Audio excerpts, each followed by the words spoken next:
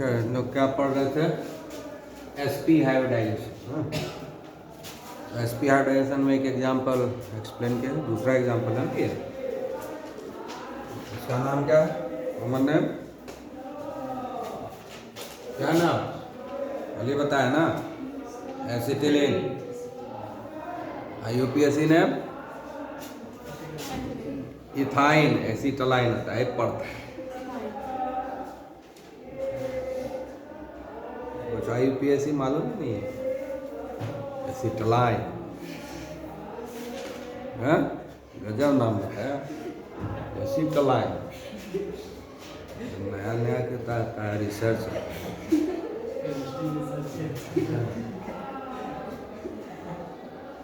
Ethyne ethyne.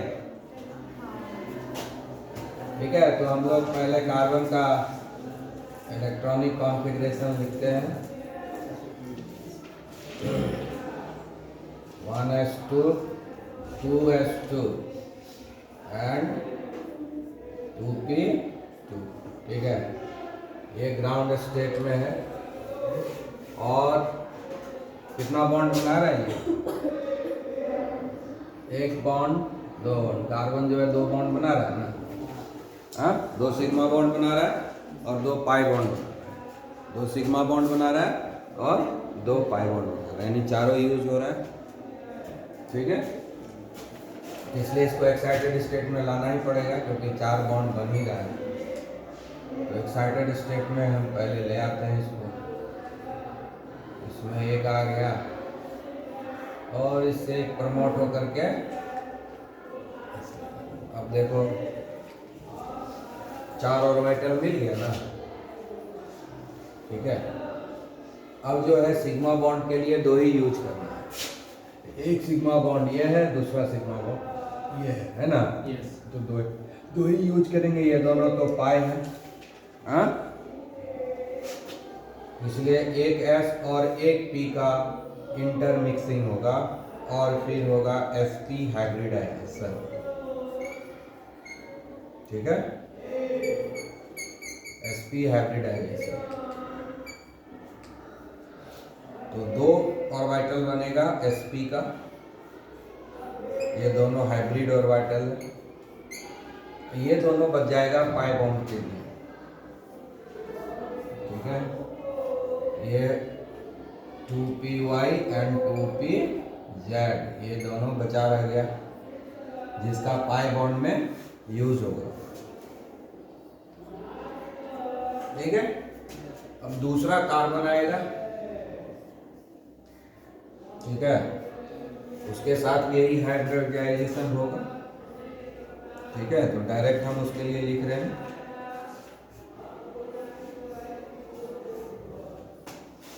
ये हो गया sp हाइब्रिड, ये हो गया sp हाइब्रिड, ये हो गया 2py, ये हो गया 2pz। ठीक है,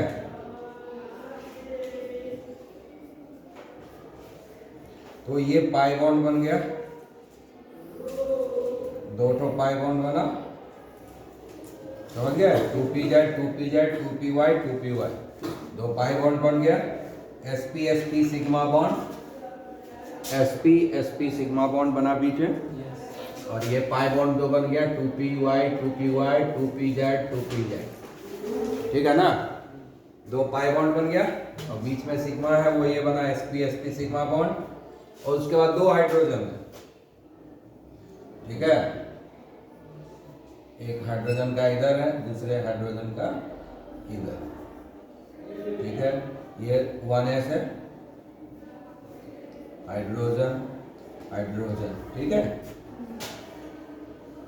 इसका इसके साथ शेयरिंग हो गया सिग्मा बॉन्ड और इसका शेयरिंग इसके साथ हो गया sigma bond. Carbon hydrogen sigma bond, carbon hydrogen sigma bond. ठीक है, आगे समझ में। और ये हो गया carbon carbon sigma bond, carbon carbon pi bond, carbon carbon pi bond. ठीक है ना, कार्बन हाइड्रोजन सिग्मा बॉन्ड। ठीक है, आगे समझ में। Carbon hydrogen sigma bond, clear? Carbon carbon sigma bond, carbon carbon sigma bond, carbon carbon pi bond, carbon carbon pi bond, ठीक है। हाँ, पाई बॉन्ड को दो लाइन से पैरेलल लाइन देते हैं, ठीक है ना। हाँ, और सिग्मा बॉन्ड को सिंगल लाइन से रिप्रेजेंट करते हैं, समझ गया। तो ये हो गया हमारा सिग्मा बॉन्ड, ये हो गया सिग्मा, तो कितना बना 1 sp सिग्मा बॉन्ड, ठीक है। sp सिग्मा बॉन्ड बन गया, ठीक है। उसके बाद 2 बना sps, है ना। 2 कैसा बन गया sps सिग्मा बॉन्ड, और ये दोनों पाई बॉन्ड बन गया, ठीक है। pp है ना, py pi bond, pz pi bond, इतना बॉन्ड फॉर्मेशन हुआ, समझ गया। क्योंकि sp हाइब्रिडाइजेशन हुआ है तो शेप क्या होगा, लीनियर। sp हाइब्रिडाइजेशन है तो शेप क्या होगा, लीनियर। बॉन्ड एंगल कितना होगा 180, ठीक है। हाँ, बॉन्ड लेंथ थोड़ा डिफरेंट होगा, ये और ये बॉन्ड लेंथ सेम होगा, लेकिन ये बॉन्ड लेंथ अलग होगा क्योंकि ये कार्बन कार्बन बॉन्ड है। उसके बाद उसमें 2 पाई बॉन्ड भी है, तो सबका इम्पैक्ट होगा, तो इसलिए वो बॉन्ड लेंथ डिफरेंट होगा, बॉन्ड स्ट्रेंथ डिफरेंट होगा कार्बन कार्बन का, और कार्बन हाइड्रोजन का बॉन्ड स्ट्रेंथ डिफरेंट होगा, ठीक है। जैसा प्रैक्टिकली है वैसा हमको यहाँ भी दिख रहा है, क्योंकि सब बॉन्ड का नेचर डिफरेंट है, ये दोनों बॉन्ड का नेचर डिफरेंट है, नाम से ही दिख रहा है, इसलिए डिफरेंट स्ट्रेंथ होगा, समझ गए ना। क्लियर।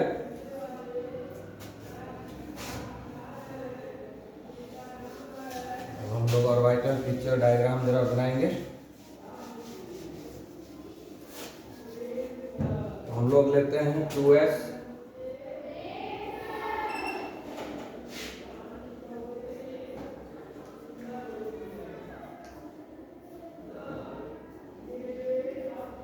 ये z एक्सिस हो गया, ये x एक्सिस हो गया, और ये y एक्सिस हो गया, ठीक है। उसके बाद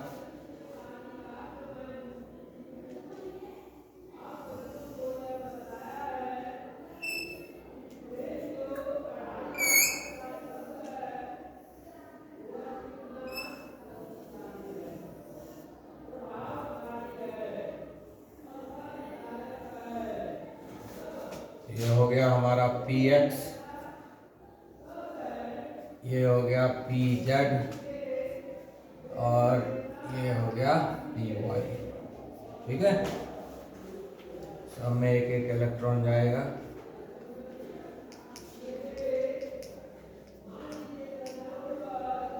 ठीक है। ये हो गया हमारा 2s, और ये हो गया 2p कार्बन है।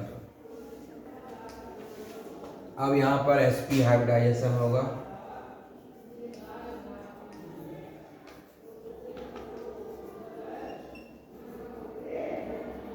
sp हाइब्रिडाइजेशन होगा तो एक s और एक p आपस में मर्ज करेगा, तो 2 sp बन जाएगा,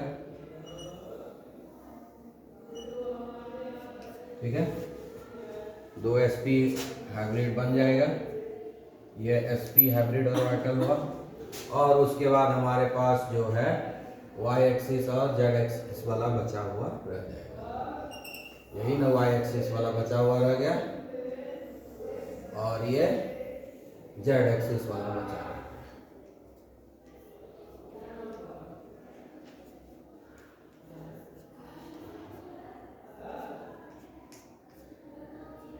ठीक है। ये sp हुआ, और ये हो गया, ये हमारा हो गया 2pz, और ये हो गया 2py, ये दोनों एक एक बचा रह गया जो पाई बॉन्ड में पार्टिसिपेट करेगा, ठीक है। वो हाइब्रिडाइजेशन में पार्टिसिपेट नहीं किया, 2 पार्ट, एक s और एक p पार्टिसिपेट किया, py और pz बचा हुआ है। तो इसी तरह से दूसरा कार्बन भी आएगा, उसका भी ऐसा ही होगा ना, दूसरा कार्बन एटम आएगा और दोनों कार्बन एटम आपस में मर्ज करेगा। ठीक है, तो ये दो है, पहले ये दो आपस में अरेंज होगा, अभी दूसरा कार्बन एटम नहीं है, पहले अरेंज कर देते हैं।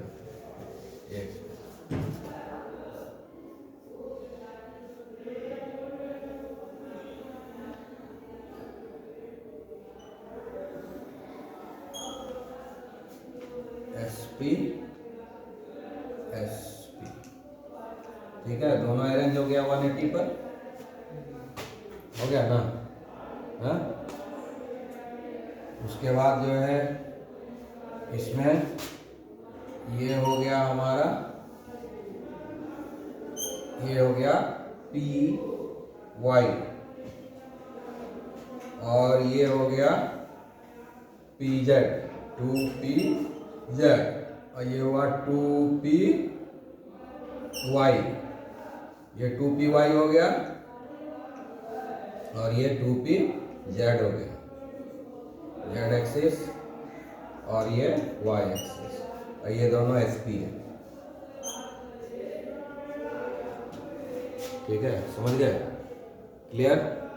तो ये हुआ, अभी तक एक ही कार्बन एटम चल रहा है, अब आएगा दूसरा कार्बन एटम। तो दूसरा कार्बन एटम आएगा, उसका भी इसी तरह से अरेंज हो जाएगा। अब उसका हम डायरेक्ट लिखेंगे, फिर से उतना नहीं लिखना है।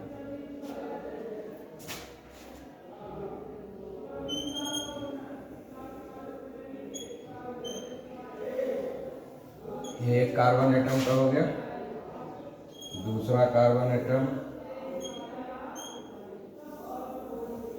हो गया, दोनों कार्बन एटम, इसका sp और इसका sp दोनों यहाँ मर्ज किया, ये भी sp है, ये भी sp, इधर भी ये sp, इधर भी sp, यहाँ एक इलेक्ट्रॉन, यहाँ एक, ठीक है, दोनों का नेगेटिव यहाँ है। तो एक कार्बन एटम ये हो गया, दूसरा कार्बन एटम ये हो गया, है ना, दोनों ही कार्बन एटम, ये भी कार्बन एटम और फिर ये भी कार्बन एटम, दो कार्बन एटम आपस में मर्ज गया, sp sp सिग्मा बॉन्ड बन गया, sp sp सिग्मा बॉन्ड बना ना। हाँ, अब जो है पाई बॉन्ड बनेगा,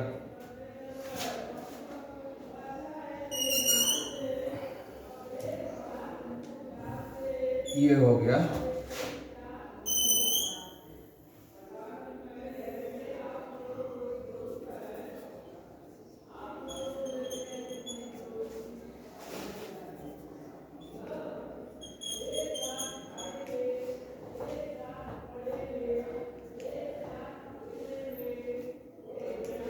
ये हो गया हमारा P2py, है ना, ये क्या हो गया 2py और ये भी हो गया 2py।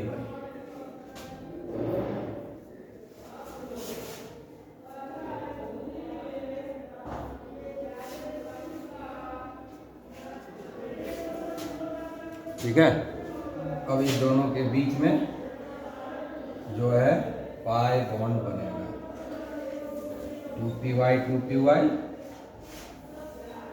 2py बन गया, पाई बॉन्ड बना।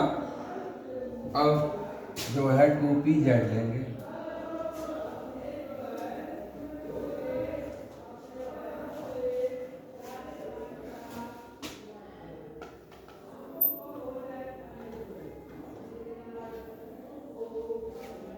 ठीक है,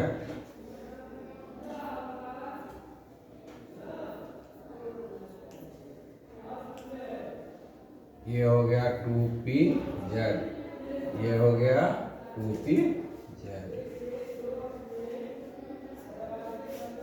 ठीक है।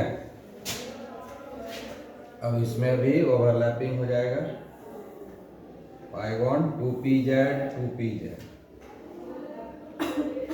2pz 2pz, ठीक है, आ गया समझ में? क्लियर? अंडरस्टूड? ये हो गया कार्बन कार्बन सिग्मा बॉन्ड, ये हो गया कार्बन कार्बन पाई बॉन्ड, ये हो गया carbon carbon pi bond. Pi bond में दोनों तरफ दिखाते हैं, ये याद रखना है, ठीक है ना।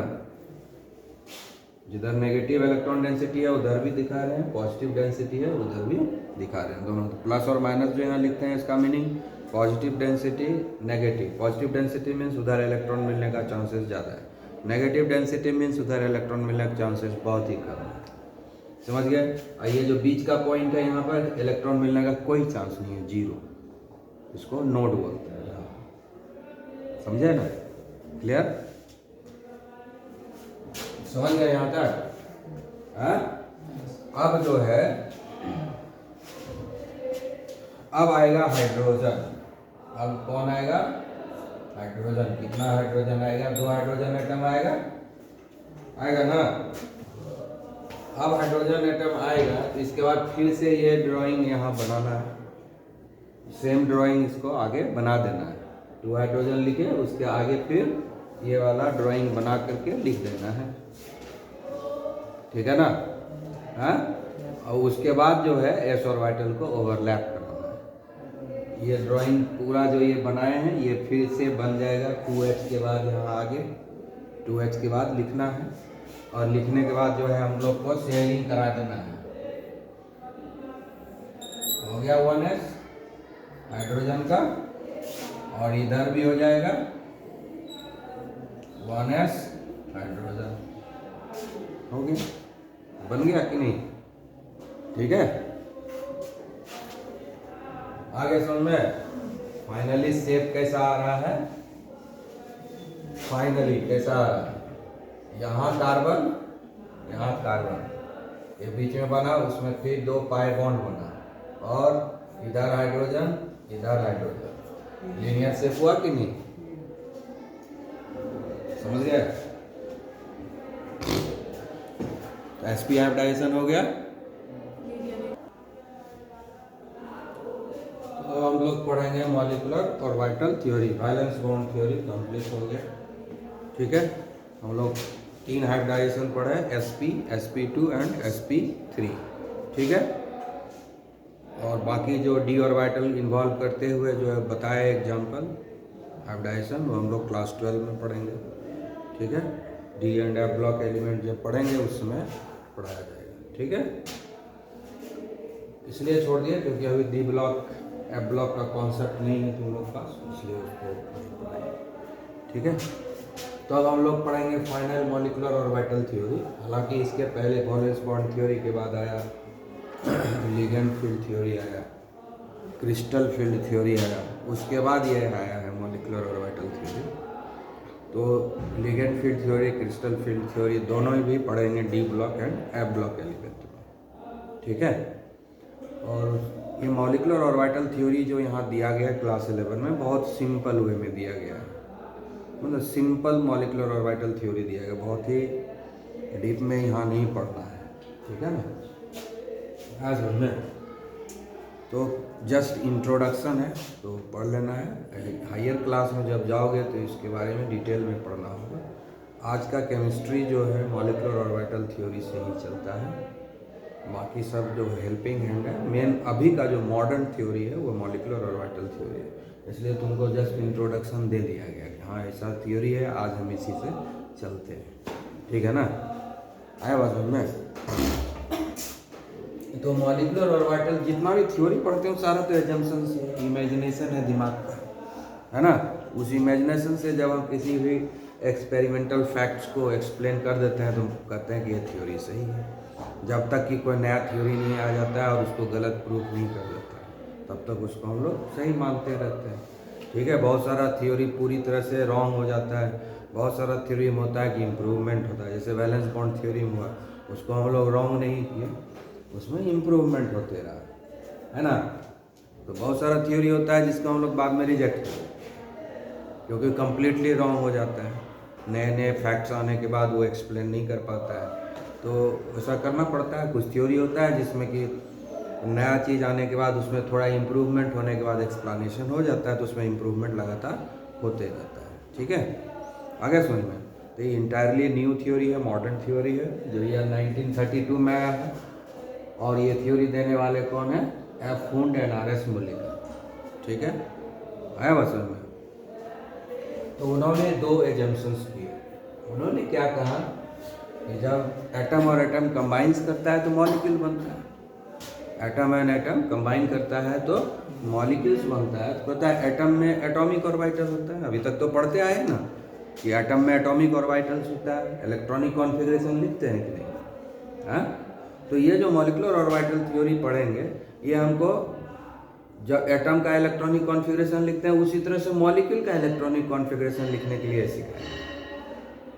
जैसे हम लोग एटम का इलेक्ट्रॉनिक कॉन्फ़िगरेशन लिखते हैं उसी तरह से ये हमको मॉलिक्यूल का इलेक्ट्रॉनिक कॉन्फ़िगरेशन लिखना सिखाएगा। और एटम का इलेक्ट्रॉनिक कॉन्फ़िगरेशन लिखने के लिए जितने भी रूल्स को हम लोग फॉलो किए थे वो सारे रूल्स को ये फॉलो करेगा। पढ़े थे वहाँ पर Aufbau principle, Pauli exclusion principle पढ़े हैं ना, N+I रूल, सब कुछ जितना रूल पढ़े हैं इलेक्ट्रॉनिक कॉन्फ़िगरेशन लिखने के लिए एटम का, वो सारे रूल्स को ये फॉलो करेगा। बस अंतर इसमें यही बताया जाएगा कि जो जब एटम और एटम कंबाइन करके मॉलिक्यूल बनता है तो ऐसे मॉलिक्यूल नहीं बनता है। एटम जब मॉलिक्यूल में कन्वर्ट होता है तो उसका जो एटॉमिक ऑर्बिटल होता है वो अपना आइडेंटिटी लॉस कर देता है, मतलब फिर एटॉमिक ऑर्बिटल नहीं रहता है। जब वो मॉलिक्यूल में कन्वर्ट होता है तो एटॉमिक ऑर्बिटल नहीं रहता है, वो एटॉमिक ऑर्बिटल मॉलिक्यूलर ऑर्बिटल में कन्वर्ट हो जाता है। एटॉमिक ऑर्बिटल जो होता है मॉलिक्यूलर, और हर एटम में एक ही न्यूक्लियस होता है। एटम में एक न्यूक्लियस होता है, इसलिए उसके ऑर्बिटल में एक न्यूक्लियस होता है। तो जब मॉलिक्यूल होगा तो उसमें तो एक से ज़्यादा न्यूक्लियस होगा, यानी जो एटॉमिक ऑर्बिटल होता है वो मोनोन्यूक्लियर होता है, एक ही न्यूक्लियस होता है। लेकिन मॉलिक्यूलर ऑर्बिटल होगा पॉलीन्यूक्लियर, जितना एटम आपस में कंबाइन करेगा सारे का न्यूक्लियस उसमें रहेगा ना, तो मॉलिक्यूलर ऑर्बिटल क्या होगा? पॉलीन्यूक्लियर होगा। मॉलिक्यूलर ऑर्बिटल क्या होगा? पॉलीन्यूक्लियर, क्योंकि जो मॉलिक्यूल बनेगा मोर देन वन एटम से बनेगा, तो एक से ज़्यादा न्यूक्लियस तो आ ही जाएगा उसके पास ना। तो जब एटॉमिक ऑर्बिटल अपना आइडेंटिटी लॉस करता है और मॉलिक्यूलर ऑर्बिटल बनाता है, कौन सा बनाता है? मॉलिक्यूलर ऑर्बिटल, तो मॉलिक्यूलर ऑर्बिटल में एक से ज़्यादा न्यूक्लियस आ जाएगा, तो मॉलिक्यूलर ऑर्बिटल क्या हो जाएगा? पॉलीन्यूक्लियर। जबकि एटॉमिक ऑर्बिटल क्या होता है? मोनोन्यूक्लियर। आए बात समझ में? ठीक है। उसके बाद कहता है कि एटॉमिक ऑर्बिटल में फिर वो इलेक्ट्रॉन रहता भी नहीं है। जब मॉलिक्यूल बन जाता है तो सारे इलेक्ट्रॉन जो है मॉलिक्यूलर ऑर्बिटल में आ जाता है। एक एटॉमिक ऑर्बिटल आपस में मर्ज करता है, सारे एटॉमिक ऑर्बिटल आपस में मर्ज करता है, और मर्ज करने के बाद वो जो है मॉलिक्यूलर ऑर्बिटल बनाता है। जितना एटॉमिक ऑर्बिटल आपस में मर्ज करेगा उतना ही मॉलिक्यूलर ऑर्बिटल बनेगा। समझ गए ना? आई बात समझ में? हाँ, जितना एटॉमिक ऑर्बिटल आपस में मर्ज करेगा वही जो है उतना ही मॉलिक्यूलर ऑर्बिटल बनेगा। और फिर सारे इलेक्ट्रॉन का अरेंजमेंट जो है एटॉमिक ऑर्बिटल से बाहर निकल के मॉलिक्यूलर ऑर्बिटल में अरेंज होगा, नया अरेंजमेंट होगा। यानी मॉलिक्यूल बनने के बाद इलेक्ट्रॉन का नया अरेंजमेंट होगा। और एक चीज़ कहता है कि हम लोग अभी तक वैलेंस बॉन्ड थ्योरी जो पढ़े बहुत इम्प्रूवमेंट किए, उसमें हम लोग कहते हैं कि सिर्फ जो वही इलेक्ट्रॉन पार्टिसिपेट करता है बॉन्डिंग में जो कि वैलेंस सेल में है ना, आउटर मोस्ट ऑर्बिट में। मॉलिक्यूलर ऑर्बिटल कहता है नहीं, सारे इलेक्ट्रॉन पार्टिसिपेट करते हैं। मॉलिक्यूलर ऑर्बिटल क्या कहता है? सारे इलेक्ट्रॉन, जितना इलेक्ट्रॉन एक पर्टिकुलर एटम में प्रेजेंट है ना, वो सारे के सारे इलेक्ट्रॉन। तो सोडियम में कितना इलेक्ट्रॉन है? 11 इलेक्ट्रॉन है। तो अभी तक हम लोग क्या बोलते हैं? एक इलेक्ट्रॉन जो आउटर मोस्ट ऑर्बिट में वही पार्टिसिपेट करता है। वैलेंस बॉन्ड थ्योरी के हिसाब से नहीं। मॉलिक्यूलर ऑर्बिटल क्या करता है? 11 का 11 इलेक्ट्रॉन जो है बॉन्डिंग में, शेयरिंग में पार्टिसिपेट करेगा। यानी पूरा का पूरा एटम में जितना इलेक्ट्रॉन है ना, सारे को ये इन्वॉल्व करता है। समझ गए ना? ये डिफरेंस है। तो समझ में आ गया कि जो एटॉमिक ऑर्बिटल होता है वो अपना आइडेंटिटी लॉस करता है जब मॉलिक्यूल बनता है। एटम्स और एटम आपस में मर्ज करके मॉलिक्यूलर ऑर्बिटल बनाता है, और मॉलिक्यूलर ऑर्बिटल में नए तरीके से फिर से इलेक्ट्रॉन का अरेंजमेंट होता है। इसीलिए हम लोग मॉलिक्यूलर इलेक्ट्रॉनिक कॉन्फ़िगरेशन लिखते हैं इसके। समझ गए ना? क्लियर?